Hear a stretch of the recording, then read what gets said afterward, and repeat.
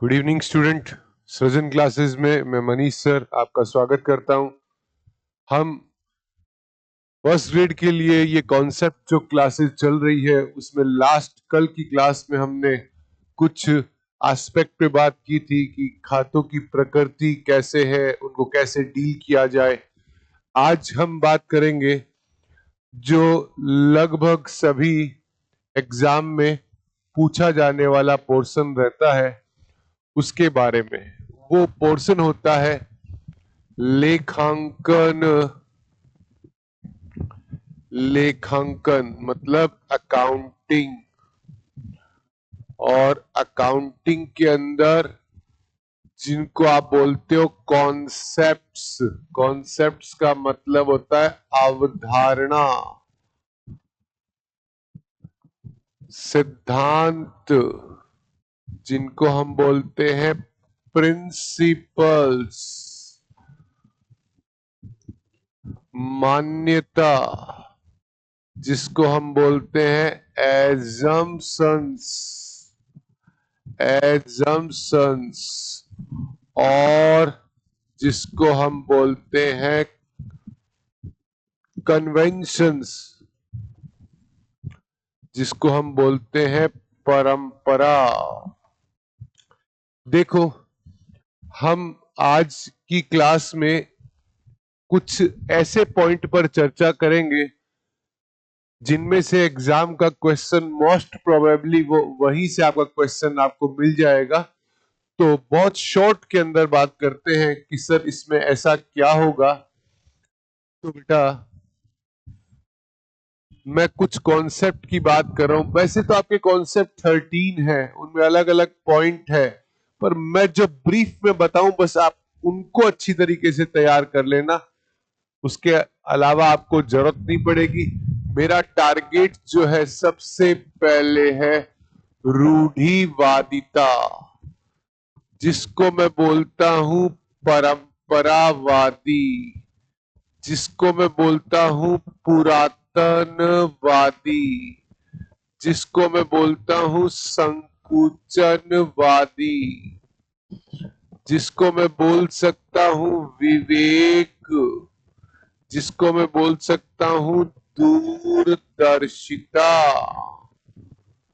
ये बेटा सारे इसके पॉपुलर नाम हैं, लेकिन घबराना मत, तो हो सकता है कोई नया नाम आ जाए। आप इंग्लिश में नाम याद रखना, या तो बोलेगा प्रूडेंस या बोलेगा कंजर्वेटिज्म। ये जो रूढ़िवादिता है, सबसे पहला टारगेट क्वेश्चन बनाने वाले का इसी में से रहता है। तो आप इसको थोड़ा सा अच्छी तरह समझ लो। देखो क्या होता है रूढ़िवादिता में। रूढ़िवादिता का मतलब क्या है और इसमें से कैसे कैसे बातें निकल के आती है। यहाँ दो बातें इंपॉर्टेंट है, रूढ़िवादिता और एक बात जिसको हम बोलते हैं विंडो ड्रेसिंग। विंडो ड्रेसिंग, हाँ, विंडो ड्रेसिंग का मतलब है दिखावटी साज सज्जा। तो ये साहब, ये विंडो ड्रेसिंग में हम रूढ़िवादिता में दो बातें सीखेंगे। एक तो ये सीखेंगे और एक विंडो ड्रेसिंग का इसके साथ साइमल्टेनियस हमारे को नॉलेज होना चाहिए। तो पहले बात करते हैं रूढ़िवादिता की। तो देखो रूढ़िवादिता क्या है। हम एक बात करते हैं व्यापार के पी एंड एल अकाउंट की, और एक बात करते हैं व्यापार की बैलेंस शीट की, है ना। ये दो मुख्य है, इन पे चर्चा करके इसको समझाने की कोशिश करते हैं। क्या होता है, जो रूढ़िवादी जो परंपरा को अपनाता है ना, उसका हमेशा दृष्टिकोण होता है, क्या दृष्टिकोण होता है कि टैक्स कम देना, टैक्स को बचाना। भाई उसका रास्ता तो क्या बनता है, यहां इस साइड पे आपके आते हैं खर्चे, इस साइड पे आते हैं आपके खर्चे, क्या आते हैं एक्सपेंसेस, इस साइड पे आते हैं आपके प्रोविजन, इस साइड पे आती है आपकी इनकम, इस साइड पे आती है लायबिलिटी, इस साइड पे आती है एसेट। तो वो क्या चाहता है, अगर उसको टैक्स कम देना है ना, तो वो क्या चाहता है, बुक्स में अपने खर्चे क्या दिखाएगा, ज्यादा, इनकम कम दिखाएगा, लायबिलिटी ज्यादा दिखाएगा, एसेट कम दिखाएगा। ये उसका पॉइंट ऑफ व्यू रहता है। तो ऐसा करने से क्या होगा, अगर कोई अपने बिजनेस में खर्चे ज्यादा दिखाता है, याद रखना, खर्चे ज्यादा, इनकम कम, एसेट कम और लायबिलिटी ज्यादा, ऐसा करने से बुक्स में उसके प्रॉफिट क्या हो जाते हैं, कम, और प्रॉफिट कम होते ही उसका टैक्स भी कम होगा और उसके पास गुप्त संचय इकट्ठा होगा, जिसको हम बोलते हैं काला धन इकट्ठा होगा उसके पास। तो सर, एग्जामिनर कैसे क्वेश्चन की तलाश करता है वो आपको बताता हूं। पहले रूढ़िवादिता समझो। रूढ़िवादिता क्या करता है, हाँ, लेखा पुस्तकों में खर्चे ज्यादा दिखाता है, आय कम दिखाता है, संपत्ति कम दिखाता है, दायित्व ज्यादा दिखाता है, बुक्स में प्रॉफिट कम हो जाता है, फिर टैक्स कम होगा और आपके पास गुप्त संचय, हाँ, काला धन इकट्ठा होगा। तो कभी आपको ये ध्यान रखना, इसका उल्टा होता है ये, मतलब ये इसका अपवाद है। सर ये क्या है, इसमें इसका उल्टा है। यहां विंडो ड्रेसिंग का मतलब ये दिखावटी साज सज्जा है, यहां दिखावा किया जाता है। यहां पता है क्या करते हैं, यहां जब कंपनी अपना आईपीओ लेके आती है ना, इनिशियल पब्लिक ऑफर, तो पब्लिक को अट्रैक्ट करने के लिए क्या करती है, खर्चे कम दिखाती है, आय ज्यादा, एसेट्स ज्यादा, लायबिलिटी कम, प्रॉफिट ज्यादा, टैक्स ज्यादा, वो यहां होता है। तो इसका साइमल्टेनियस नॉलेज कैसे गेन करोगे, यहाँ एक्सपेंसेस ज्यादा, यहाँ एक्सपेंसेस कम दिखाते हैं, यहाँ इनकम कम, वहां इनकम ज्यादा दिखाते हैं, यहाँ लायबिलिटी कम, यहाँ लायबिलिटी ज्यादा, वहां लायबिलिटी कम, यहाँ एसेट्स कम, वहां एसेट्स ज्यादा। तो आपको कभी क्वेश्चन पूछे इनमें से कौन दिखावटी साज सज्जा का पालन है, तो वो इसको ध्यान में रख के टिक लगाना, इसका उल्टा होता है वहां पर। अब सुनो ध्यान से, रूढ़िवादिता इस डेबिट साइड को, खर्चे की साइड को ज्यादा दिखाने की कोशिश करती है, और इसी साइड पर आते हैं प्रोविजन। और प्रोविजन, वो अगर क्वेश्चन कभी आ जाए कि लेखांकन में प्रोविजन, प्रावधान किस अवधारणा के कारण बनता है, तो वो रूढ़िवादिता के कारण बनता है। कैसे बनता है मैं भी चर्चा करूंगा। तो इसमें से मैं आपको 10 पॉइंट निकाल के देता हूं, उनको तैयार कर लेना, आपका काम हो जाएगा। पहला पॉइंट, लेखा पुस्तक में खर्चे ज्यादा, आय कम, संपत्ति कम, दायित्व ज्यादा, लाभ कम, टैक्स कम, गुप्त संचय का निर्माण। तो यहां पॉइंट क्या आया, हाँ, कि गुप्त संचय का निर्माण किस अवधारणा की देन है, रूढ़िवादिता। फिर क्वेश्चन नंबर 2 कि गुप्त संचय कहां दिखाए जाते हैं, तो याद रखना, गुप्त संचय, काला धन, चोरी किया हुआ पैसा कहीं नहीं दिखाया जाता। कहीं संचय नाम से उसको रिजर्व एंड सरप्लस में मत बोल देना, क्वेश्चन गलत हो जाएगा। अच्छा सर, 2 बातें तो हो गई। ये पता है क्या करता है, हाँ, संभावित हानियां है, जो भविष्य की संभावित हानियां जो है उसका लेखा वर्तमान में ही करते हैं, और उसके लिए वो क्या करते हैं, प्रोविजन बना लेते हैं, क्योंकि वो आगे डूबत हो सकती है, तो उसका संभावना को पहले ही माप लिया, भांप लिया। तो याद रखना, लेखांकन में जो भी आयोजन बनेगा, प्रावधान बनेगा, किसी का भी, चाहे डूबत का, चाहे डेप्रिसिएशन का, वो रूढ़िवादिता की वजह से बनता है। हाँ जी, चाहे वो प्रोविजन फॉर बैड डेप्ट है, प्रोविजन फॉर डिस्काउंट है, याद रखना, ये जो बातें मैं बोल रहा हूं यहीं से वो क्वेश्चन मेकिंग करेगा। अच्छा सर, और ये तो 4 बातें बोल दी आपने। हाँ, भविष्य की संभावित हानियों का लेखा करना, पर संभावित लाभों की बात नहीं करना। मतलब ये लाभ का पक्ष है ना, यहाँ पर कोई भी चीज वो कम दिखाने की कोशिश करेंगे, नहीं दिखाने की कोशिश करेंगे। इसलिए संचय, जैसे प्रोविजन बना रहे हैं देनदारों पर, लेनदारों पर भी तो संचय बनता है, वो उसको इग्नोर करते हैं क्योंकि वो इनकम साइड कम रखना चाहते हैं। और सबसे इंपॉर्टेंट ट्रेडिंग P&L के क्रेडिट साइड पर आता है क्लोजिंग स्टॉक। अंतिम स्टॉक का जो मूल्यांकन है वो इनकम का साइड का आइटम है ना, उसका मूल्यांकन कम करना चाहेंगे तो क्या करेंगे, कॉस्ट और NRV which ever is lower पे करेंगे। याद रखना, लागत और शुद्ध वसूली मूल्य जो दोनों में से कम पे करना, ये क्लोजिंग स्टॉक के लिए होता है। एग्जाम का क्वेश्चन उल्टा आएगा कि व्यवसायिक भवन का मूल्यांकन किस पे किया जाता है, वो भैया फिक्स सेट है, वो तो हिस्टोरिकल कॉस्ट पे आती है। वहां ये अवधारणा लागू मत करना कि कॉस्ट और NRV which ever is lower, फंस जाओगे, क्वेश्चन गलत हो जाएगा। हाँ, और याद रखना, अब मैं बातों को वापस रिव्यू कर रहा हूं। क्या करना है, इसको ध्यान से समझना है। पैरेलल, इसका उल्टा ये है, इसका अपवाद ये है। क्वेश्चन बना रहे कि दिखावटी साज सज्जा किसका अपवाद है, इस रूढ़िवादिता का अपवाद है। भविष्य की संभावित हानियों का लेखा वर्तमान में करते हैं पर संभावित लाभों की बात नहीं करते। खर्चे ज्यादा, आय कम, संपत्ति कम, दायित्व ज्यादा, लाभ कम, टैक्स कम, गुप्त संचय का निर्माण, और गुप्त संचय कहीं पर दिखाए नहीं जाते। प्रावधान का निर्माण, चाहे डूबा चाहे बट्टा, पर संचय नहीं बनाते।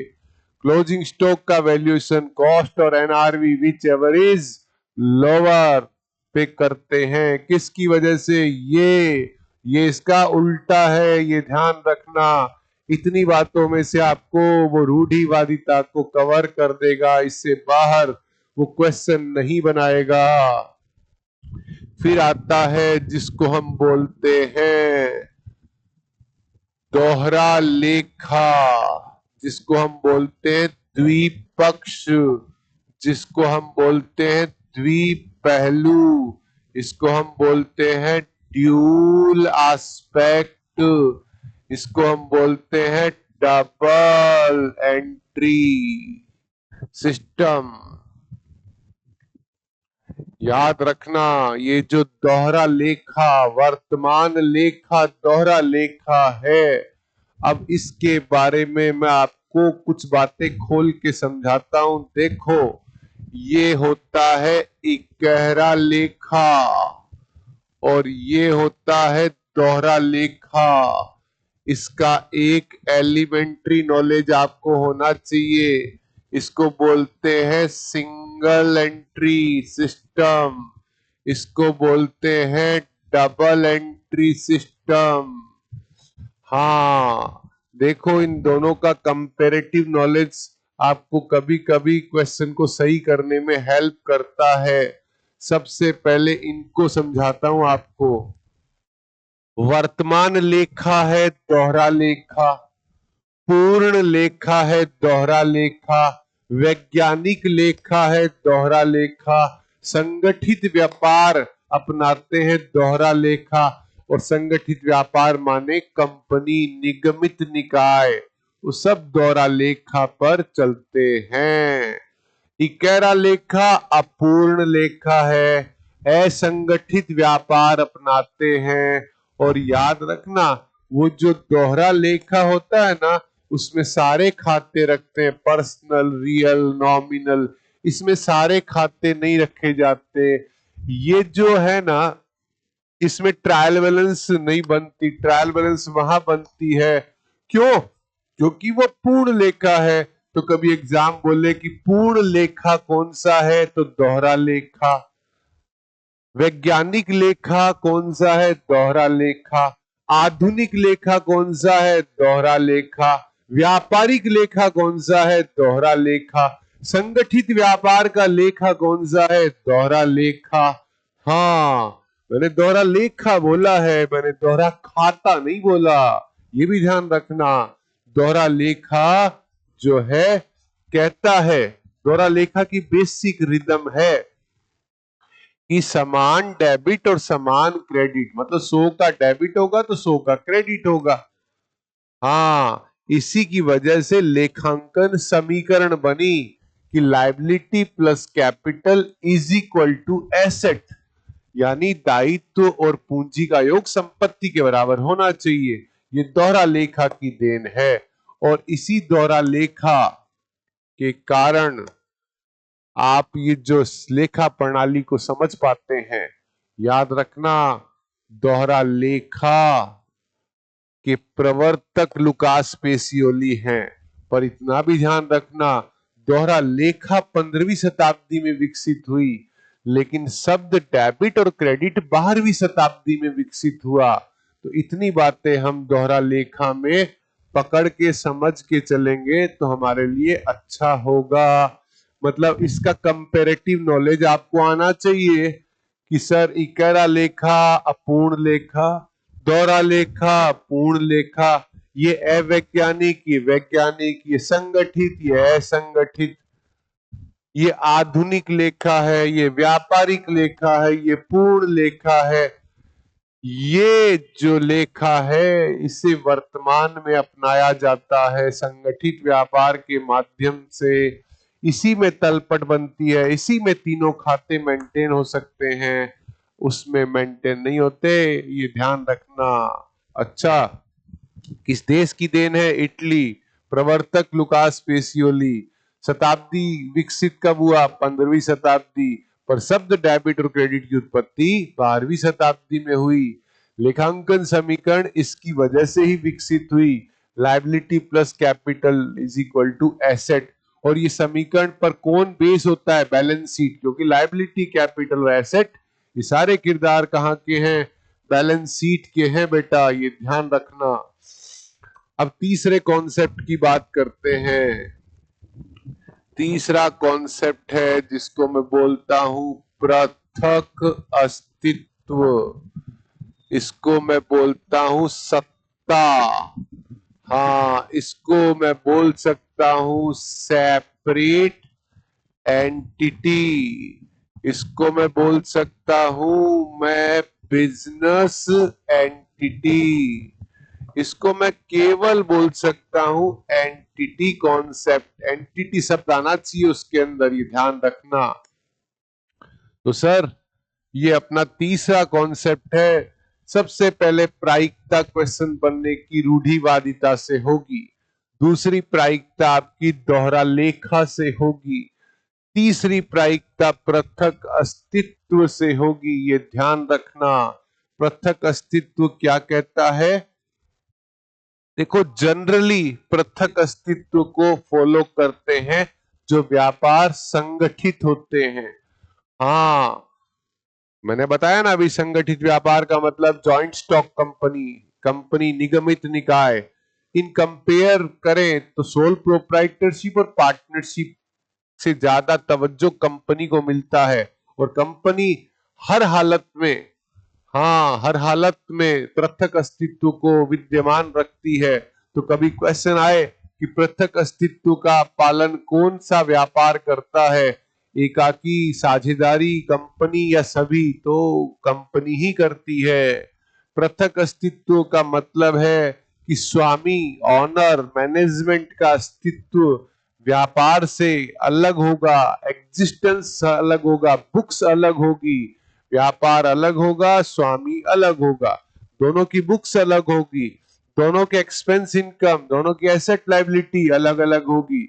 मुकेश अंबानी अलग होगा, रिलायंस इंडस्ट्री अलग होगा, दोनों की एसेट लायबिलिटी अलग, दोनों के एक्सपेंस और इनकम अलग।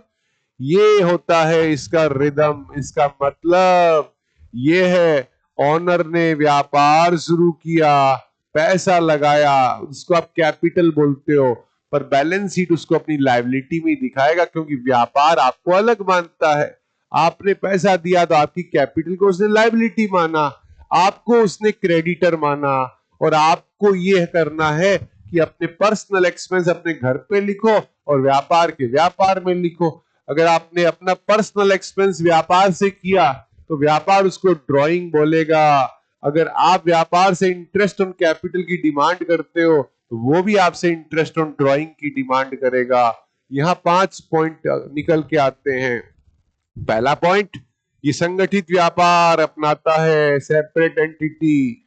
हाँ, बुक्स अलग होगी, स्वामी को व्यापार में लेनदार मानेंगे, स्वामी की पूंजी को दायित्व पक्ष में दिखाएंगे, स्वामी के निजी व्ययों को आहरण मानेंगे और आहरण पर फिर ब्याज वसूल करेंगे। ये रिदम है किसकी? आपके पृथक अस्तित्व की।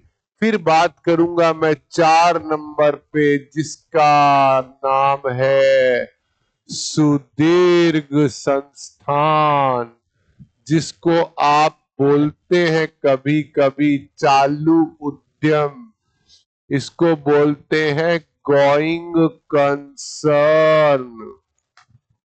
हाँ जी, ये साहब गोइंग कंसर्न क्या कहता है?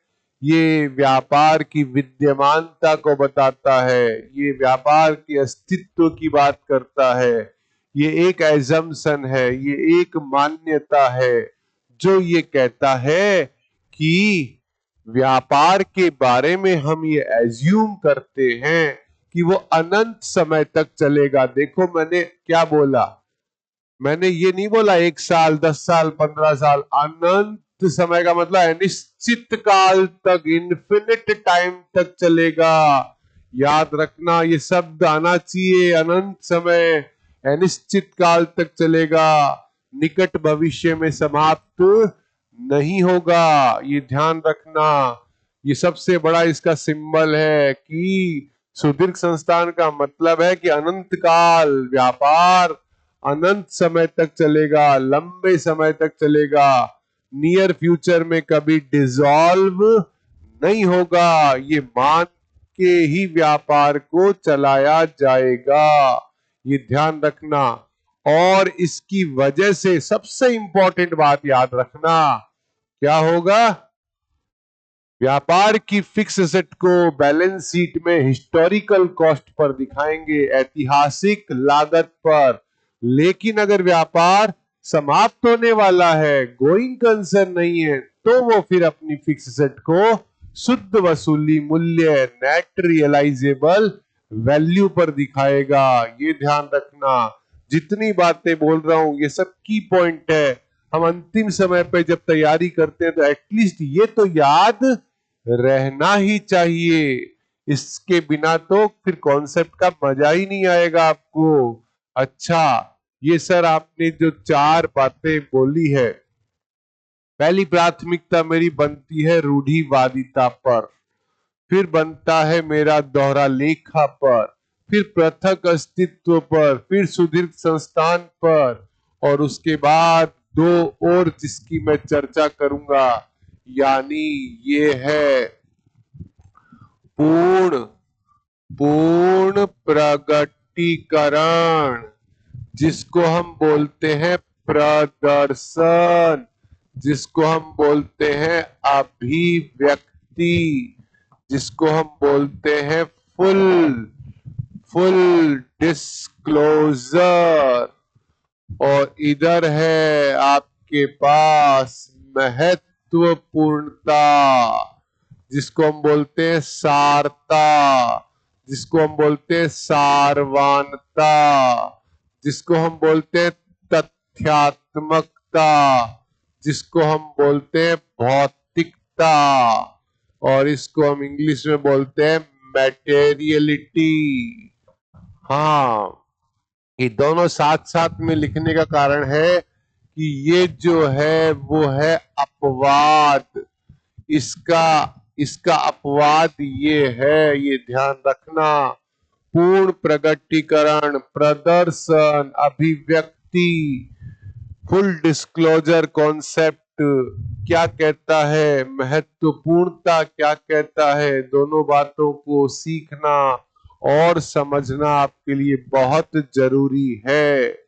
पूर्ण प्रकटन कहता है जब भी आप लेखा पुस्तक बना रहे हो, बुक्स ऑफ अकाउंट्स बना रहे हो, तो आपको सभी तथ्य, चाहे वो इंपॉर्टेंट है चाहे नहीं है, इससे कोई फर्क नहीं पड़ता, आपको उसको फुल्ली डिस्क्लोज करना पड़ेगा। ताकि आपका यूजर जो है, उपयोग करता है, वो मिसगाइड ना हो और उसको लेखांकन दिखने में सरल दिखाई दे, समझने में आसान हो।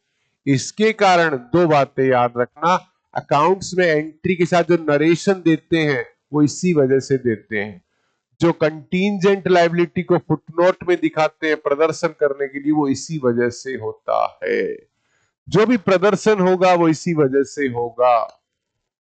ओके सर, तो दो बातें इधर याद रख लोगे बेटा, लेखांकन प्रविष्टि के साथ क्या देना, नरेशन, संदिग्ध दायित्वों को चिट्ठे के नीचे फुटनोट, नोट्स टू अकाउंट्स में दिखाना, ये इसका अपवाद है। इसका मतलब महत्वपूर्णता ये नहीं कहता कि आप सारी बातें मत बताओ, पर वो कहता है एटलीस्ट महत्वपूर्ण तथ्य को अलग से डिस्क्लोज करो, सेपरेट, जिससे कि उसको डिसीजन करना आसान हो जाए।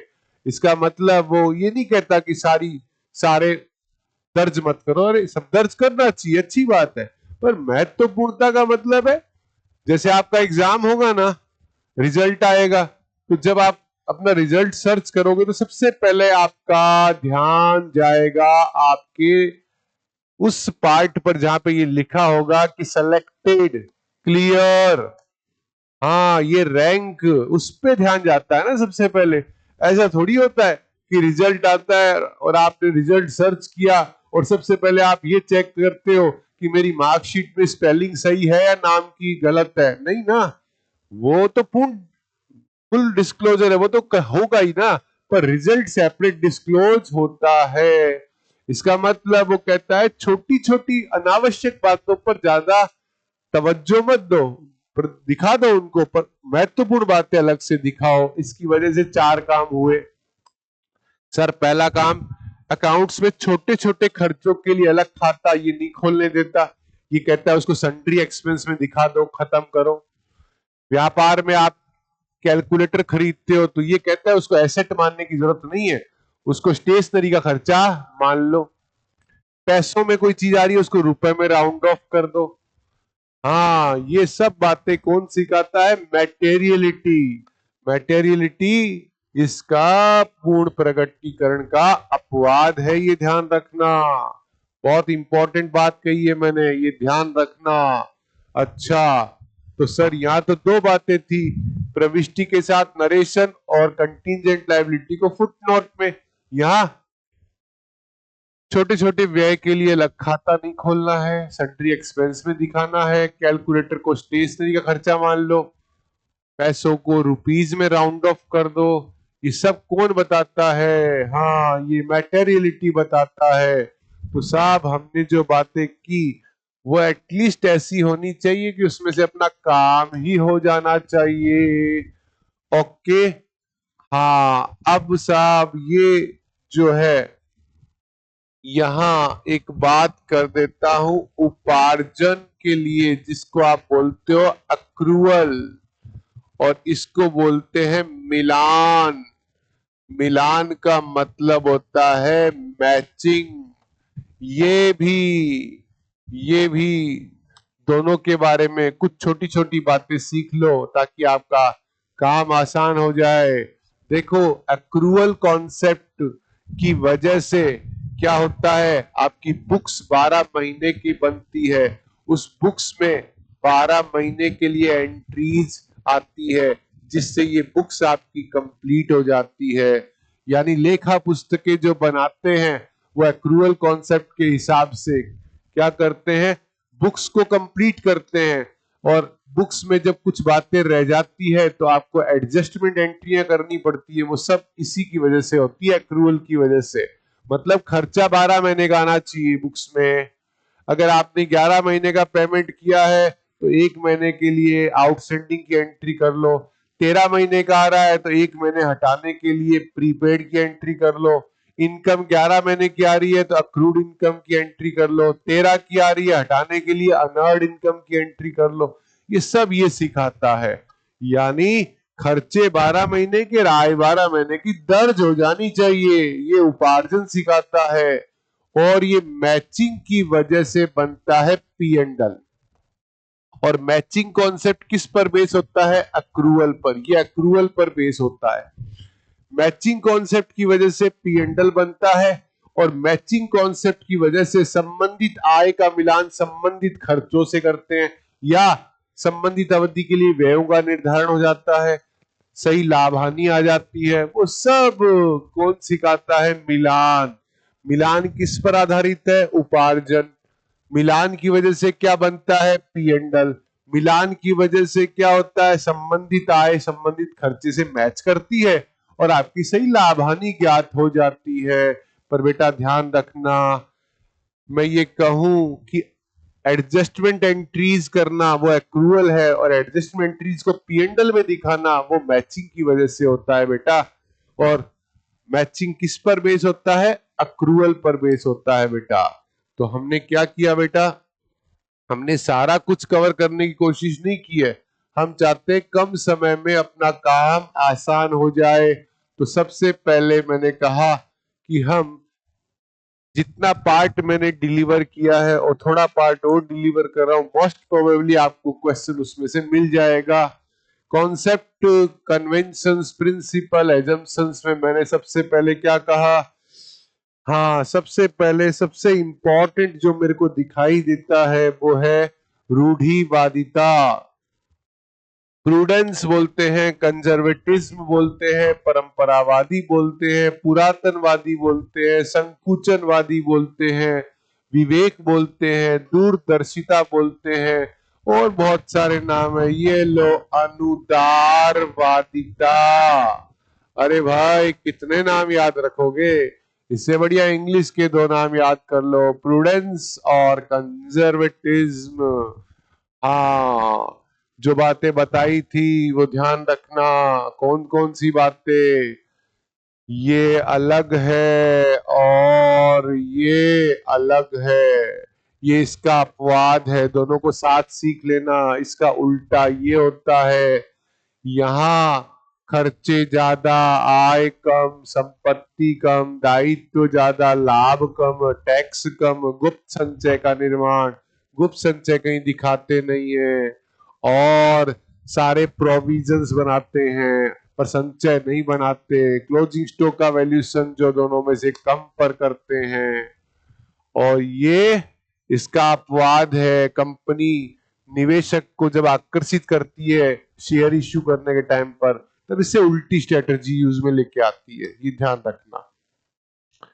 अच्छा, दोहरा लेखा का इकेरा लेखा के साथ कंपैरेटिव नॉलेज मैंने जो सिखाया वो पता होना चाहिए। किस देश की देन है, प्रवर्तक कौन है, डेवलप कब हुआ, इसका बेसिक क्या है, आधुनिक लेखा, मॉडर्न लेखा, वैज्ञानिक लेखा, पूर्ण लेखा, संगठित व्यापार, ये सब इसी की बातें हैं। लेखांकन समीकरण इसकी देन है और लेखांकन समीकरण पर बेस कौन होता है? बैलेंस शीट होता है।